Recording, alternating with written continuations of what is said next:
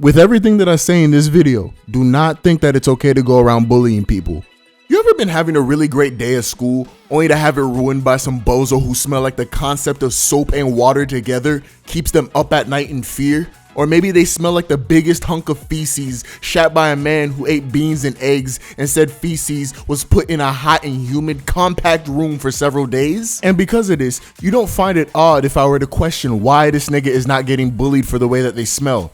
And if he is getting bullied, them boys is not doing a good enough job. Do you know how much confidence you have to walk out the house smelling like you Mr. Clean's arch nemesis? Like I remember back in middle school, one of my friends had told me in the middle of a party, "Hey, yo, Kimpolion, your breath smell like a 2-pack of ass." Okay, he didn't say exactly that, but the message was still the same. I was drinking orange Fanta the entire time, so I thought I was chilling. But little did I know, niggas should have been wearing a hazmat suit around me because my breath was lethal. But that comment from my friend was so influential that I started acting different. Like the hoe in high school who ended up catching something crazy and then converted to Christianity. I remember days where I would sniff my breath, and if I smelled anything that wasn't in neutral or sweet zones, I would rush to the bathroom to scrape my tongue with paper towels. And my thought process was, ain't nobody gonna catch me slipping smelling like shit today. But meanwhile, me and the kids in 8th grade PE would just pull up to the locker room smelling like we had just had an 8-hour shift in a junkyard, ready to pull up to physical science with half a bottle of Axe used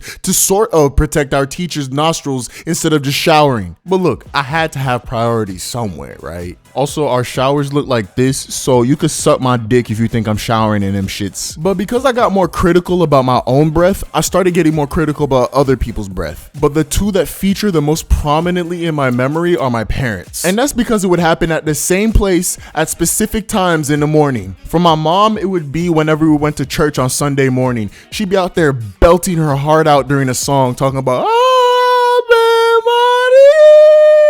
and my nose is just fucking scrunching up from the morning breath that is assaulting my nose. And in my dad's case, he trying to have a conversation with me while driving me to school, trying to talk to me about the traffic or the news, whole time breath be smelling like.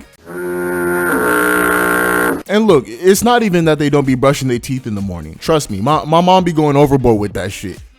Toothpaste be foaming out her mouth, got her looking like a rabies patient. But I think the bad breath comes from not eating food after brushing your teeth. But whatever the case is, it is insane how invincible niggas think that they are after they brush their teeth in the morning. Like my nigga, you have not beat the stank breath allegations. Actually, this reminded me too, even after lunch sometimes, there be niggas who have downed a carton of milk with a cheeseburger with no water, trying to be like, "Hey, Kimpolion, how are you doing?" I was chilling until you burned off all my nose hairs with that heat from the biome you growing inside that mouth of yours. But the point of this 2.5-minute rant about stank breath is that if a little comment like that can make such a big impact on my life, how does several years of bullying not cause a nigga to sit down and take a great whiff of their armpit and say, "Damn"? But today I want to talk about a specimen I knew in high school that smelled like a homeless encampment. So about this touchy bastard, right? And when I say touchy, I mean like he would go up to people and either hug them or just straight up tackle them in my case,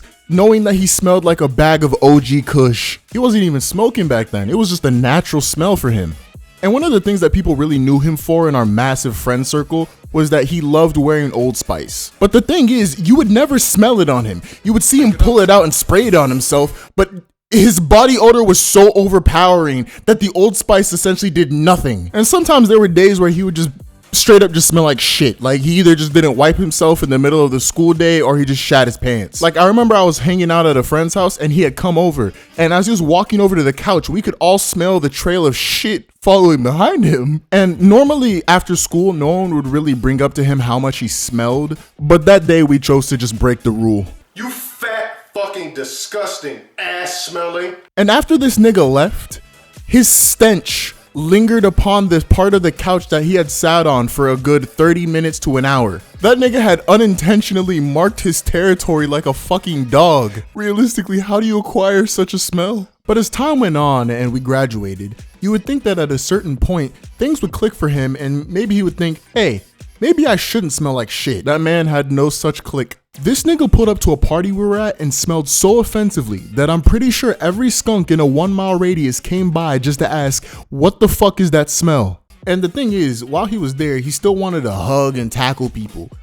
But since almost everybody at the party knew him and was tired of him smelling like shit since high school, half the party just started clowning him. And again, I want to ask, where the fuck do you acquire the confidence to hug people like that, knowing that you smell like the grease traps in McDonald's after multiple rush hours? Like, if Ben Simmons had the level of confidence he had back in the 2021 playoffs, they would not have lost. And look, the only reason I'm talking this much shit is because I've been this nigga biggest hater since last year. Fuck that nigga. By the way, for everybody watching this video, take your hydrophobic ass into the shower now. I could smell you through the video, stinky bastard. That includes you too, future Campoleon.